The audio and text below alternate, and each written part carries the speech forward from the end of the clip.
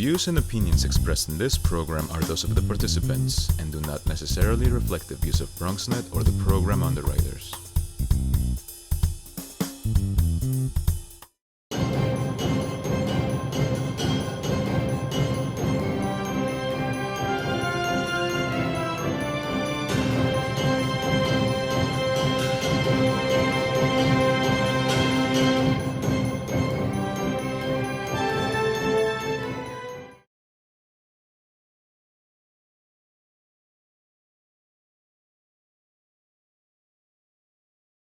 My name is Adrienne Austin, Deputy Chancellor for the Division of Community Empowerment, Partnerships, and Communications, and I will be your moderator for this virtual community meeting. Thank you for joining us tonight for our first Family and Student Information session about New York City's plan to return to school. It's important that all of our families are able to participate tonight, and we are very grateful to the Spanish and Mandarin interpreters who are with us on a separate line. Thank you to Yailin Montiel and Yesica Zito, who are our Spanish interpreters, and thank you to Zhao Chunyang and Yudi Wu, who are our Mandarin interpreters. We will now announce instructions in Spanish and Mandarin for attendees who may wish to dial into the interpretation line at this time. Yesica, can you please provide the instructions in Spanish? Buenas noches. Para las personas que quieran conectarse a la línea en español, el número es 888-475-4499 y el PIN 735-255-0102. Nuevamente voy a repetir el número de conexión a la llamada. Es un número gratuito, el 888-475-4499. Y una vez que entren a la conferencia, marque el PIN 735-255-0102. Si usted desea escuchar el audio en español y permanecer en esta conferencia virtual de Zoom, por favor, ponga silencio en su computador y baje el volumen de su computadora y marque desde sus teléfonos la línea de conferencia en español. Nuevamente, el número de la conferencia en español es el 888-475-4499 y entre el PIN 735-255-0102. Gracias. Thank you, Adrienne. Thank you, Yesica. Yudi Wu, can you please provide the instructions in Mandarin? Yes. 好大家好，如果需要讲国语翻译的话，请拨打这个电话888-475-4499。我再重复一遍888-475-4499。智慧密码933-059-6663，933-059-6663。你可以用电话或者是手机都可以的。我再重复一次，这个号码是888-475-4499，智慧密码933-059-6663。好的，谢谢。Thank you. Thank you, Yudi. Just going to wait for one moment to give people a chance to switch over to the other room. If you need closed captioning on the teleconference once the meeting starts, please click on the CC button at the bottom of the screen. Once again, my name is Adrienne Austin, and I am your moderator for this evening, and I'm really excited about this citywide family and student information session. We plan to hold these information sessions throughout the summer to make sure that you receive critical information and updates, so please save the following dates on your calendar: Tuesday, July 28th, Wednesday, August 12th, and Thursday, August 27th. We will be back with you on those days to provide updates. I want to acknowledge that we have, I think, a little over 3,000 people with us in the meeting tonight and growing, which is incredible. So thank you for joining us. I also want to shout out BronxNet, who is broadcasting this event on channel 70 Optimum and 2136 FiOS and on their website. And thank you to our parent coordinators, family leadership and support coordinators, SPACE, community organizations, parent leaders, principals, teachers, and Bronx News 12 for helping us to reach out to our school communities for tonight, and of course for the work you do daily to support our students and families. I will now provide details on how tonight's community meeting will work. All participants will be able to listen to this meeting via computer, audio, or by phone, and we've received over 3,000 questions in advance of the meeting and have identified some commonly raised issues which we're going to try to answer tonight. We know we're not going to have time to answer everyone's questions, but we will be using those questions to develop an FAQ that we will post on our website at www.schools.nyc.gov. So thank you all for being here. It is now my honor and my privilege to introduce our New York City Schools Chancellor, Richard Carranza. Thank you, Deputy Chancellor Adrienne Austin. I really appreciate all of the work that's gone into making this a reality this evening. And I want to thank everybody that's had a role in making this happen. So families and parents and community members, thank you for being here this evening. As you know, last week we announced our preliminary guidance for principals to plan for the 2021 school year. I want to emphasize that our plans need to be nimble. It's our job to adjust and update as needed as health conditions continue to evolve.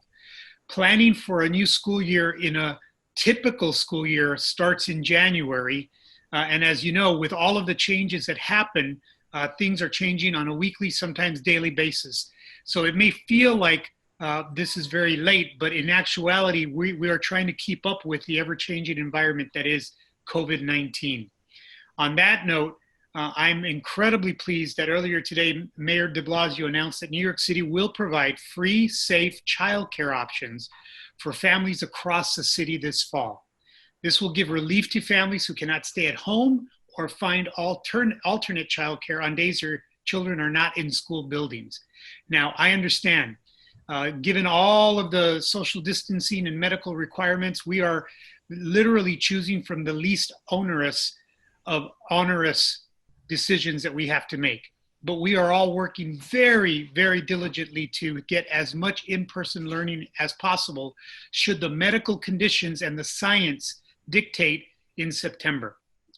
We know this was top of the mind for so many of New Yorkers in the city in terms of childcare, so we are committed, and the city is committed to responding to this need.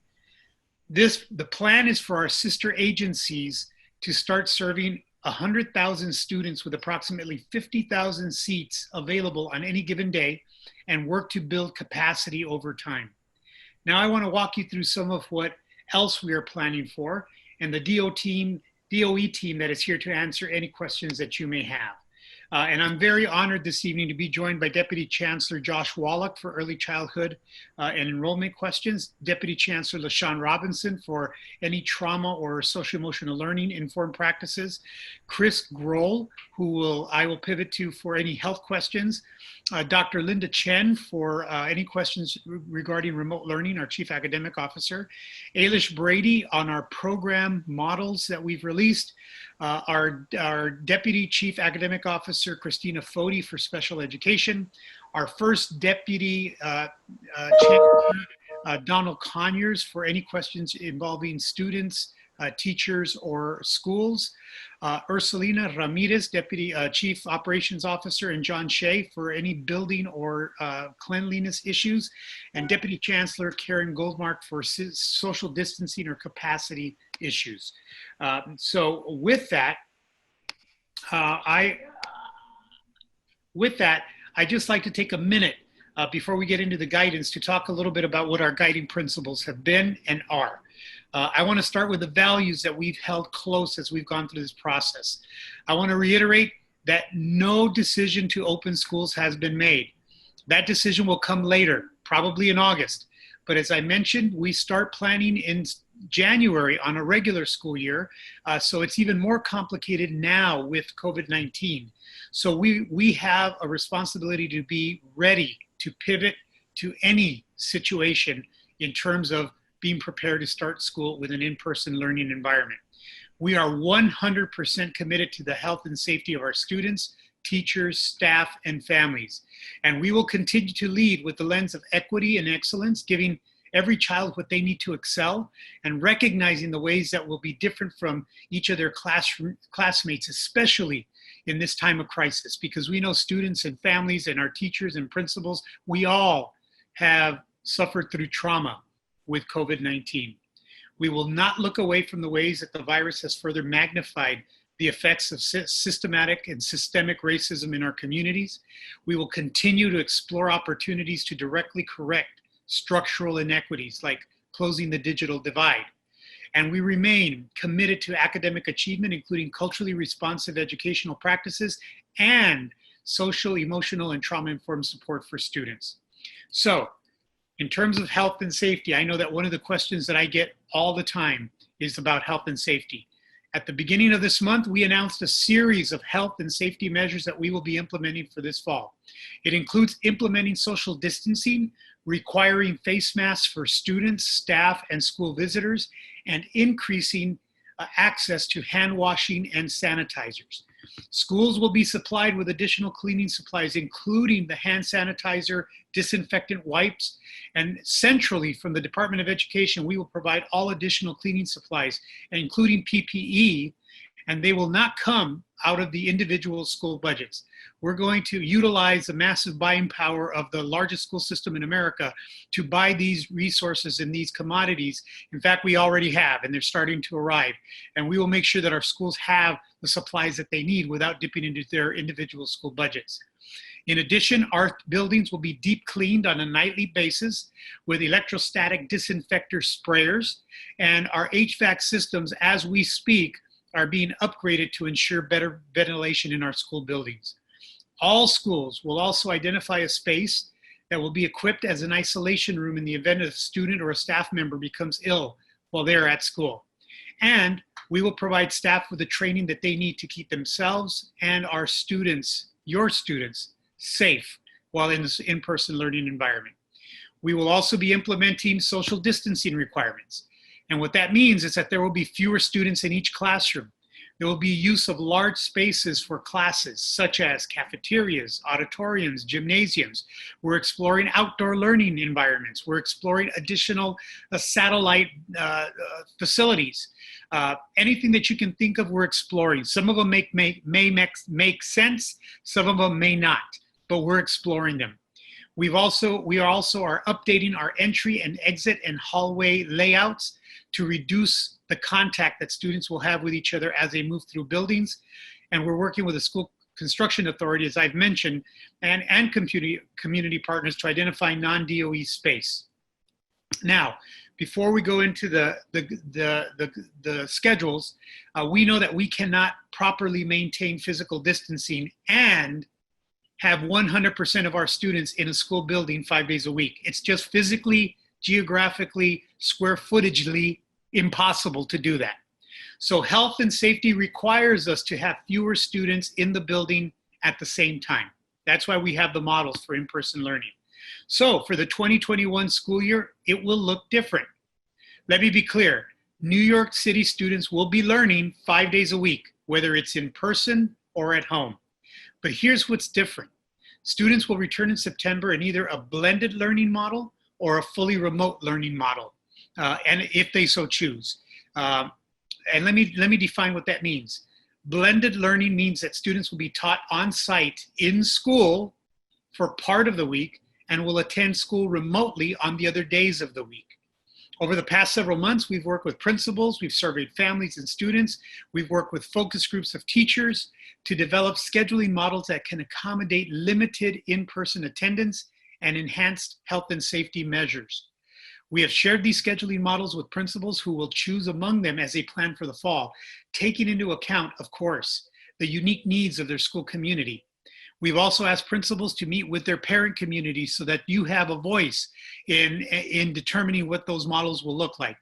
Most schools will choose from among the 3 models that we've put forward, and we have made an additional 2 models available for our D75 schools because in conversations with our D75 principals, we knew that there had to be some additional models, especially for our most vulnerable students.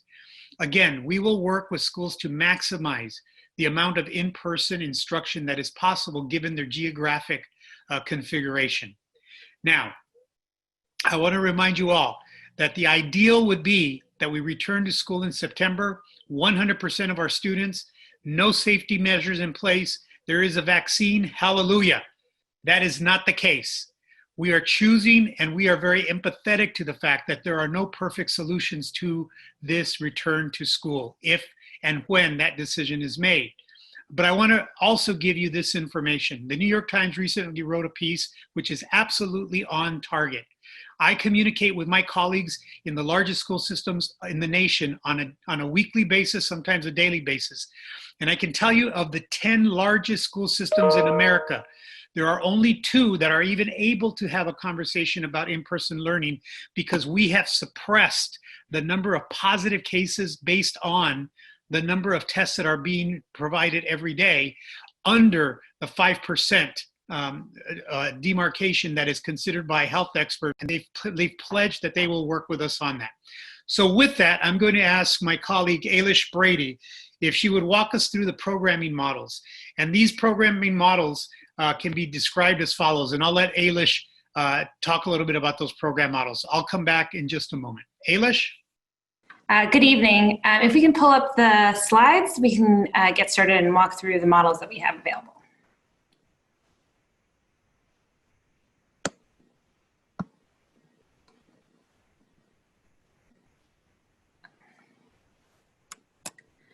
Great. So we can move to the next slide.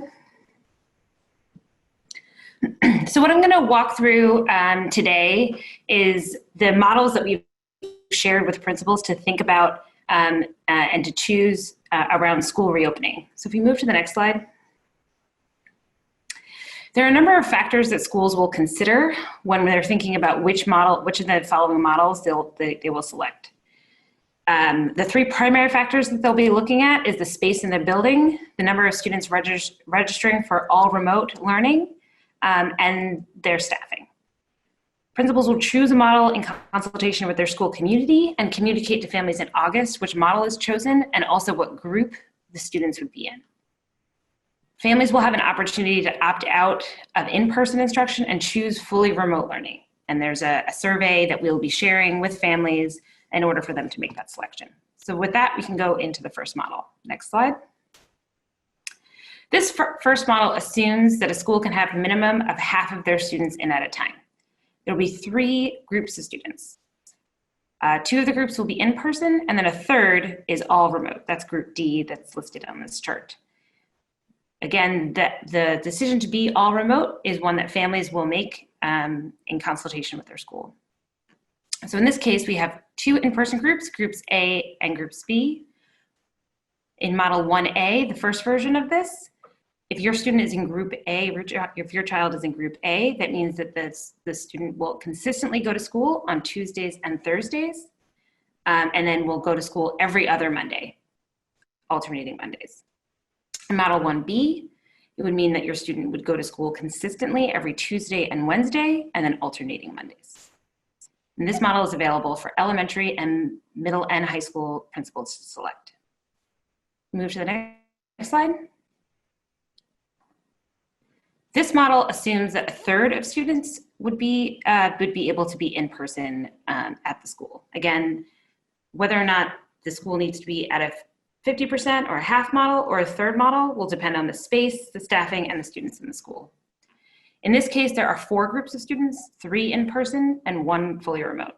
Group D is the fully remote group. In this case, there will be 1 day a week where the students are consistently in school, and there'll be an alternating Monday and Tuesday, opposed to just an alternating Monday, which we saw in the first model. So again, if your student is in group A in this group, in this model, they will always go to school on Wednesday.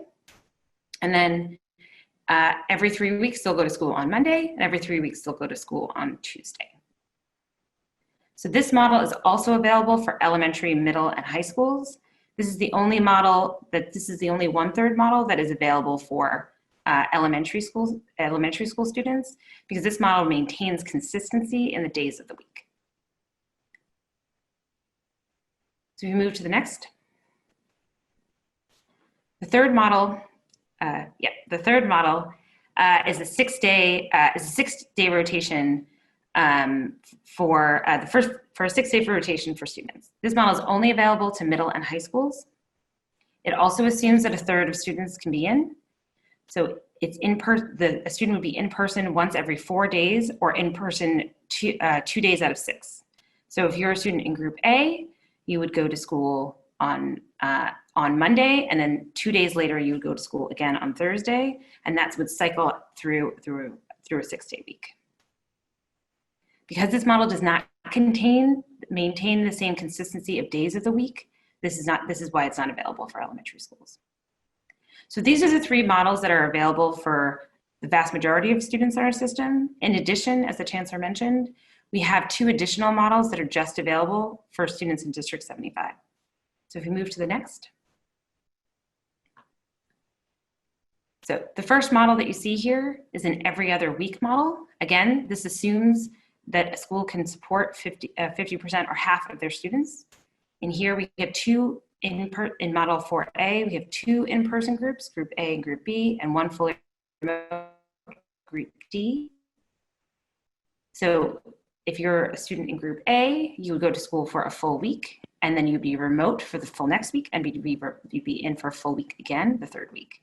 This model also assumes a potential group C, which is a fully in-person 5-day-a-week model for the students that need the most support within District 75. And if we move to the next slide, yeah.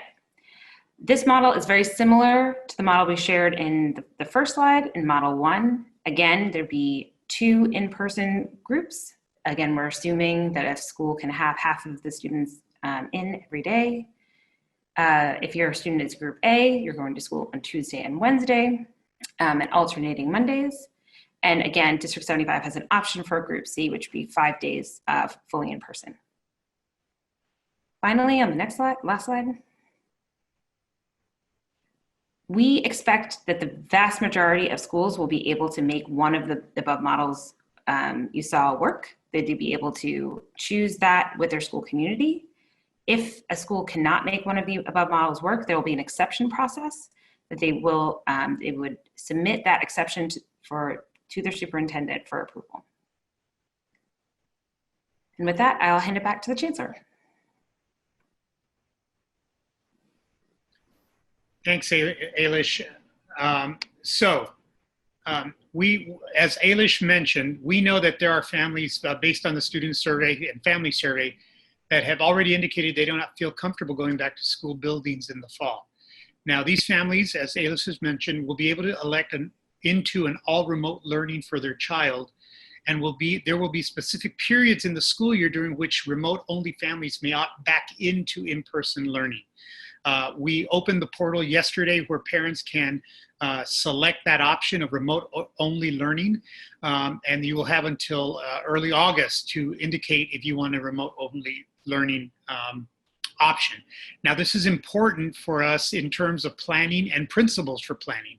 And I know that parents may ask themselves, well, why in the world would I have to opt into remote only learning mode? So if you put your principal hat on for a minute, you start Monday and you know that you have a certain number of students that have already elected to be in remote learning, but you have a certain number of students that have said we want to be in-person learning. You have a number of your faculty, and some of them with pre-existing conditions can't come back into remote learning or in-person learning. So you have your faculty numbers diminished by however many people have accommodations. Now you have to, as a principal, program with all the social distancing, all the requirements and guidelines around safe in-person learning. You have to program your classes with your teachers and your students. Can you imagine if every day 2, 3, 4, 5 families say, we started in remote learning, but now we want in-person? It becomes impossible to reprogram, because with the distancing requirements, how do you then reprogram every day with new students? And then if you have more students and you can only have a certain number of students in a classroom, then now you need more teachers. So how do you procure those teachers to be able to meet the needs of in-person learning? So that's why we need to know who is opting for in-person learning or opting into remote learning, so that our principals can program their schools with all of the safety guidelines in mind. And then we will have opt-in to in-person learning. Think of them as quarters, so that we know with enough time so that we can plan to get the appropriate number of teachers, to be able to have the spaces, to be able to program. Now, this is very operational, and I know it sounds like it's very bureaucratic, but it's not. Because we have to, as you remember, one of our values is that we have to have health and safety of everyone in our school sites. That's why we have these opportunities to opt back into in-person learning. But a student that is in in-person learning and decides the family decides we want to go into remote learning, they can do that at any time because it doesn't impact the programming in the school building. So with that, COVID-19 has not disrupted our vision of equity and excellence. We're going to continue to be very laser focused on quality education for every student, but it's not just education in terms of academic outcomes. It's also education with academic outcomes combined with trauma-informed practices and social-emotional learning.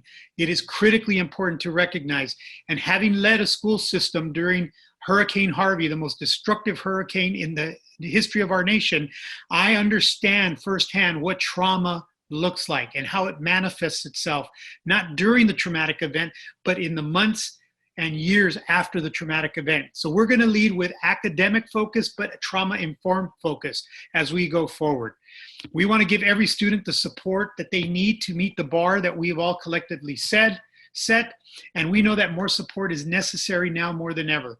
So the current situation has created incredible strain in our communities. And while all of this has been happening, students have been physically isolated from their school communities. They've been isolated from their teachers, their friends, and have had very few supports to help them process these traumatic events. So social emotional learning is going to be critical to the overall health of our students and their ability to learn. This is why we're going to allow for teachers, staff, and students to readjust to being in school buildings and to adapt to these changes. Imagine mid-March, they transition to remote learning and they have finished their academic year in remote learning. Some of them still have some of their possessions in the school building, but their friends they haven't seen, the teachers that they had are not going to be the same teachers they're going to have when they come back into in-person learning. So they need time to reacclimate. We're going to dedicate the first few weeks of school to providing social and emotional support as part of the school reopening plans. And let me be clear, we make no apologies for that. We know that this is important. We know that it's based on science, and we make no apologies for the fact that we will take a trauma-informed approach to supporting our students, our staff, and our communities. We're going to integrate social-emotional learning and trauma-informed care into the core academic instruction, and we're going to prioritize mental health supports throughout the 2021 school year. We're also focused on our students with IEPs. In-person services will be offered to students with IEPs who opt to receive them to the greatest extent possible. And multilingual learners will also receive instructional program that ensures continuous progress in language development and area knowledge. Now, my families and friends, we know that this is a lot, and there's going to be additional guidance coming out to families to process this information and to plan for the year ahead. But we're committed to transparency and communication. And let me just be bluntly honest with you. Anyone that tells you that they have figured out what learning is going to look like in the fall semester, they might as well sell you the Brooklyn Bridge, because I speak with my colleagues across the country, nobody's figured it out. And I can tell you that my colleagues in Texas and in Arizona and in California, who 1 month ago said, we've got it all figured out, we know what's happening, have now announced very different plans because the trajectory of this virus is virulent and it changes. And we're learning new things about it every day. And I don't play a doctor on TV, and I'm not a physician, but I meet with physicians all the time, every week, sometimes on a daily basis, including Dr. Fauci. So we are going to be conservative, we're going to be very cautious, and we're going to make the right decision. And through the summer, we're going to engage with you. Welcome to being involved in the sausage making, because no one has figured it out. But together we will get through these questions, and we're really excited to be able to engage with you here today. Please bookmark this website, schools.nyc.gov/Return to School 2020. We're going to put that in the chat and in the notes. That's where we're going to be updating on a regular basis the latest information around a return to school in September. And throughout the summer, we're going to continue to engage with you. So this is just the first of bi-weekly sessions that we will have throughout the summer. So with that, before I turn it over to the question and answer session, I'd like to ask for your permission and indulgence in observing a moment of silence for all of our family members, all of our colleagues, all of our New Yorkers, and Americans, quite frankly, that we have lost to COVID-19. I know that there are many boroughs here that have had a disproportionate impact in terms of loss of life. So we want to honor all of those lives, all of those souls that have been lost due to COVID-19. I'm going to ask for your cooperation in a moment of silence.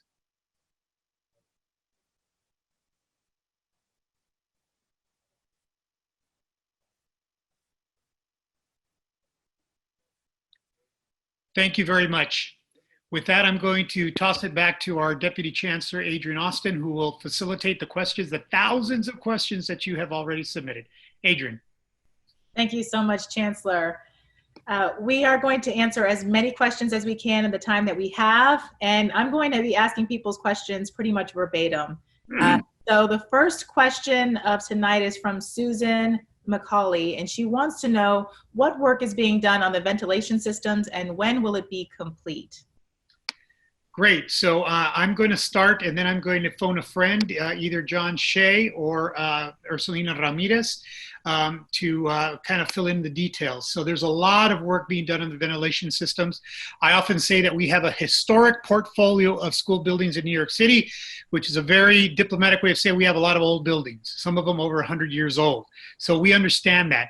As we speak, the ventilation systems are being upgraded to be able to have greater airflow, but to also install mitigation devices that will specifically target contaminants in the air.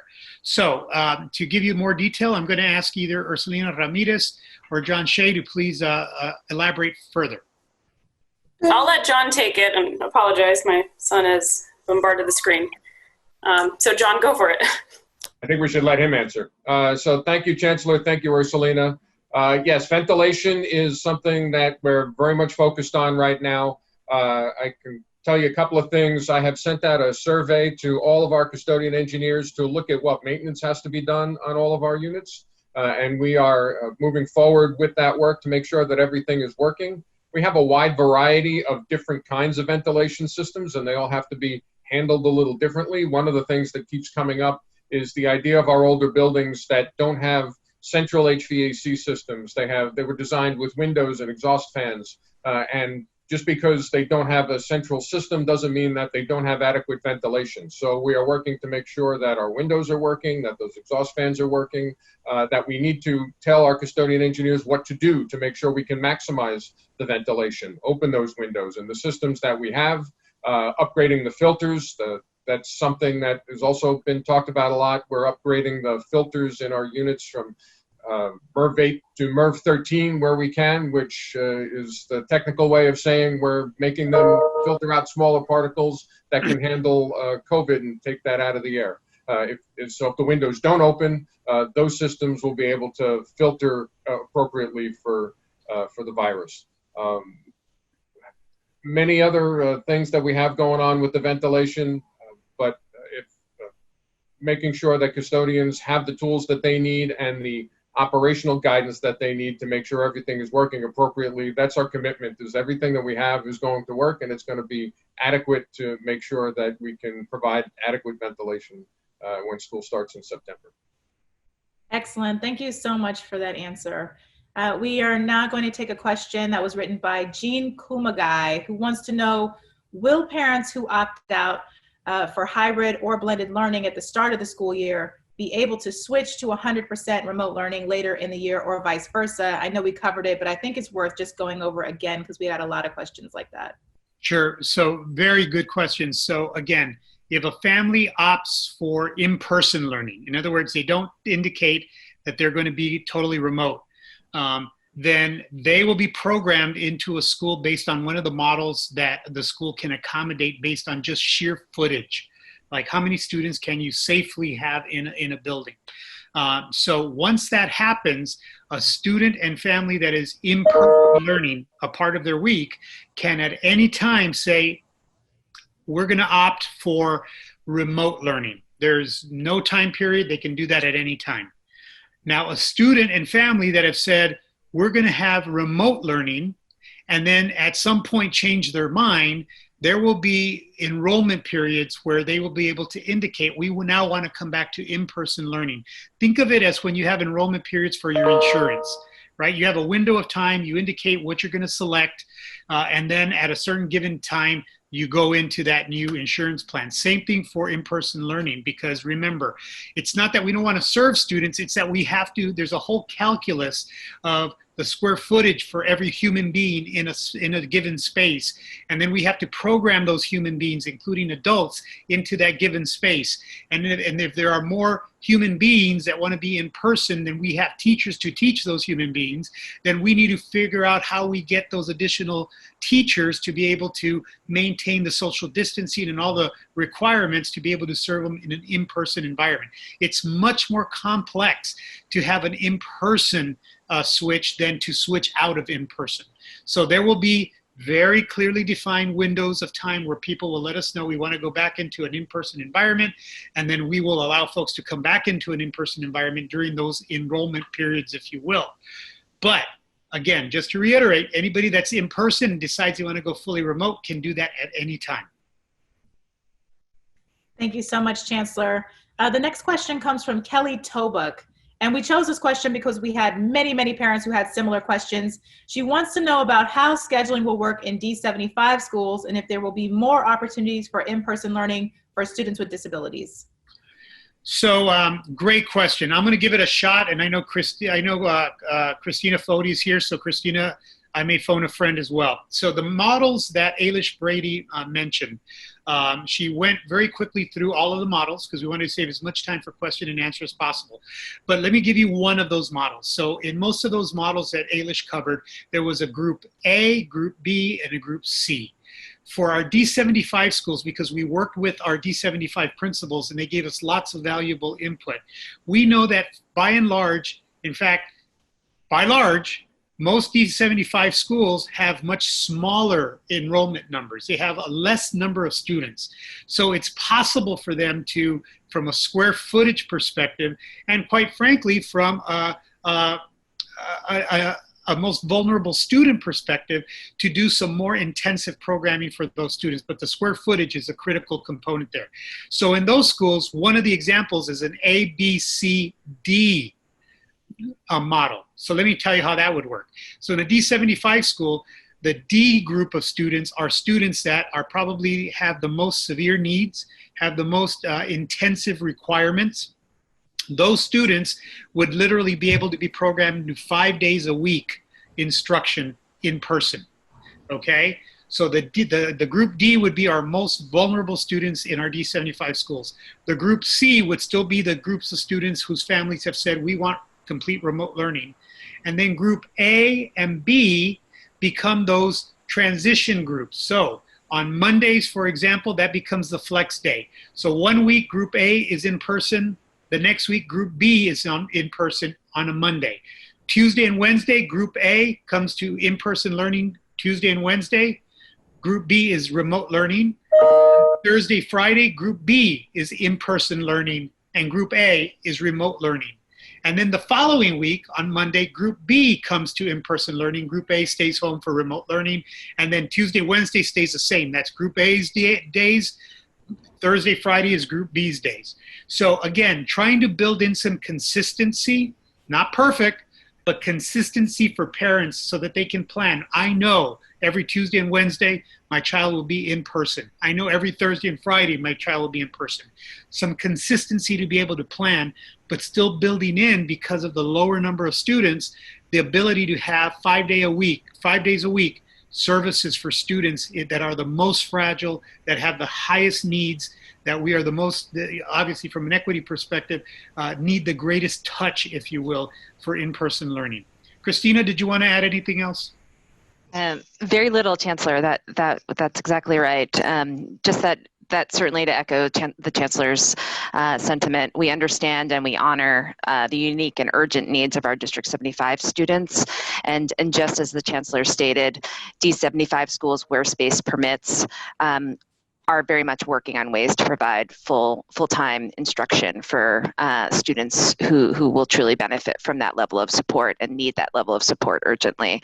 And so more information to come, but we understand the need and are working diligently to deliver that to as many students as possible. So thank you for that question, and thank you, Chancellor. Thank you. Our next question comes from Jennifer Fox. It's a very specific question, and she wants to know, what's the deadline for deciding about remote learning? Good question. So I'm going to toss it to anybody on the cabinet as well, but my understanding that's going to be August 7th. Yes, that's correct, Chancellor, August 7th. Thank you, Mr. Conyers. Thank you. Our next question, and there's a series of questions here, so I'm going to break them up and ask them separately. But these questions are from Genesis Rosario. And the first two questions are, who is monitoring that deep cleanings are being done? And are we taking temperatures of students and staff daily? So great question. I'll start, and then I'll toss to Ursulina or Donald or anybody else that can fill in some of the gaps. So we are working on a scenario where we will be taking temperatures at every school. Now, again, keep in mind the logistics of this. So, you know, if you have an elementary school that has 150 students, you can probably pretty easily imagine how you can create a system. Everybody's walking in, it's getting their temperature taken. By the way, we've already had practice with this in our regional enrichment centers that we set up over these last 4 months for the children of first responders, medical personnel, etc. You walk into one of those buildings, your temperature is being taken. You're asked a couple of questions, and then you're on your way. However, think about this from a Bronx science perspective, where you have 3,000 students. Then how do you set up a system for everybody getting their temperature taken as they walk into a school building? That's why we're depending and we're working closely with our building administrators and our principals and our superintendents to really flush out what would that system look like, what kind of support would they need, what kind of not only manpower would they need to be able to do that, because you can imagine that that could take the equivalent of walking through a TSA check-in at an airport, right? When you have thousands of people. So how do you efficiently do that? But we understand that that's important as well.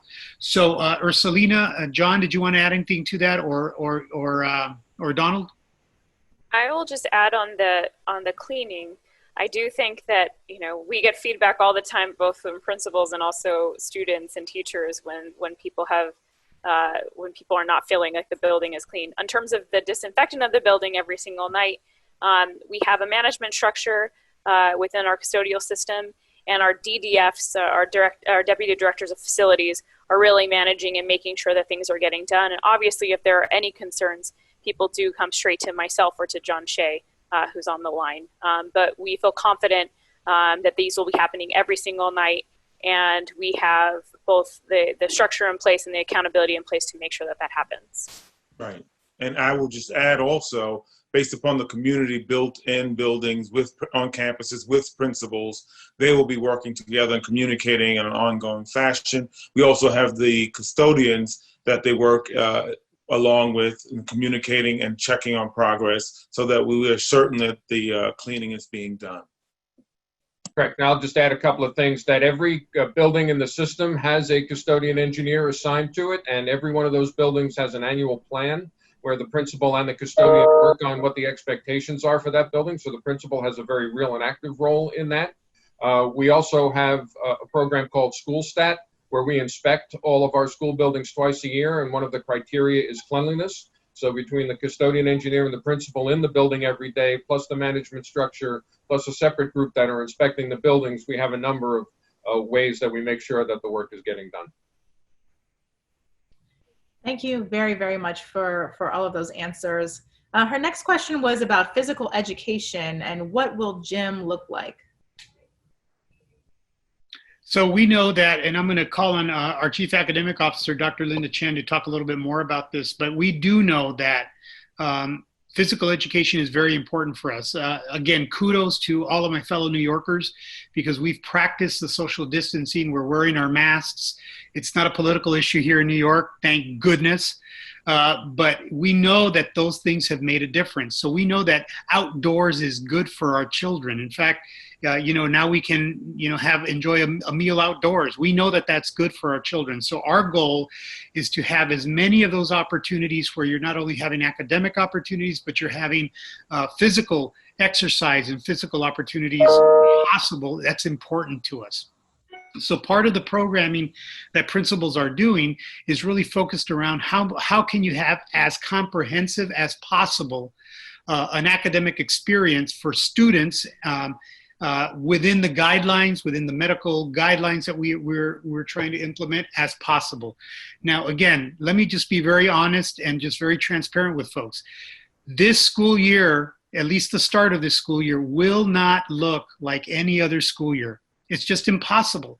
Given the spread of the virus, given the manifestation of the virus, given the way it spreads and what happens if you open too soon, we know that we will have to take precautions until we have a vaccine. That's just the cold hard truth that we have to work with. So I just want to be very respectfully sober about the fact that if you're expecting school to look the same with everything that happened in school, and I'm a musician, I love music, but imagine trying to conduct a band class in an in-person environment. Now you think, well, what's wrong with a band class? Well, people are blowing into instruments and the trumpet has to empty its spit valve. And where does that spit go? And if we're wearing masks and we're worried about spit and we're worried about particles, imagine spit valves, right? That kind of a practical issue are things that we're just going to have to come to terms with, that not everything's going to be as normal as we've expected despite our best intentions. So again, we want to maximize to the greatest extent possible from a safety perspective as much of those opportunities for students to have the comprehensive nature of an educational experience as possible. Linda, did you want to add anything to that? Sure, Chancellor, absolutely what you said, I just want to amplify. We want to make sure that every possible experience is offered to our students while considering the social distancing. And so as it relates to both the teaching of the arts, as well as I know my colleague who oversees physical education, the school wellness programs, we work very closely together and they are also doing the very same thing. So we have also had some successes in the rec centers of figuring out how to maintain proper social distancing in some of these, whether it's physical education or other activities. And so we will be providing guidance to schools to determine how to best do that safely. I would also, with your permission, ask our Deputy Chancellor, LaShawn Robinson, within whose division physical education falls, if she could just add a little bit more detail to what we've talked about. Hi, Chancellor. Can you hear me? Yes, ma'am. Great. Thank you so much. I was having some technical difficulties with my video here, so I do apologize. But as the Chancellor shared and Dr. Chen shared, we believe deeply in supporting the whole child, and that includes the academics along with the mental health and wellness, and of course, physical health as well. We continue to amplify physical education as a core component of the educational experience, and we'll use everything that we've learned so far in the spring during remote learning and in our enrichment centers to ensure that young people can safely engage in physical education, maintain social distancing, follow other health and safety guidelines, and remain active. That is so important to supporting the development of every young person. We invite all assembled this evening to continue to follow us, both on the website shared earlier, but also on social media, where we amplify physical health and wellness every Wednesday through Wellness Wednesdays. So we all want to stay active and stay healthy, both now during this time and as we move forward into the school year. So schools will receive additional guidance, and we invite all of our families to join us in staying active as well. So thank you so much for that very important question. Thank you. We have another question. It's sort of along a similar line, but it's inquiring about the way that DOE is going to address the anxiety, the stress, and the pressure that a lot of our students and staff are under. That's the question of the day. So I'm not even going to try to give you the first answer. I'm going to go straight to our resident expert, our Deputy Chancellor, LaShawn Robinson. Thank you so much for that question, sir. And I really appreciate that question. We absolutely recognize the trauma and stress that we are all facing I'm the parent of a New York City public school scholar as well. So I join other families just being concerned about our young people and how they've been handling the trauma and stress associated with COVID-19 and other stressors as well. I also join the Department of Education staff, understanding that we have experienced a great deal of stress. The Chancellor started back in March. As soon as we transitioned to remote learning, we began having discussions about recovery and reopening. And the Chancellor said it best. He indicated that students and staff alike are experiencing a lack of closure from physically being out of school buildings since March. We know that we have to have a thoughtful process in place to reacclimate children, parents and staff back to school. And at the heart of that is the focus on social emotional learning and trauma-informed approaches to teaching and learning. Families, you can expect a strong focus on community connections and relationships when we get back to school. A strong focus. We understand that young people, they've been away for quite some time, and it's important for us first to honor them, to welcome them back, to find out how they've been doing, and not just for our young people, but for our teachers alike.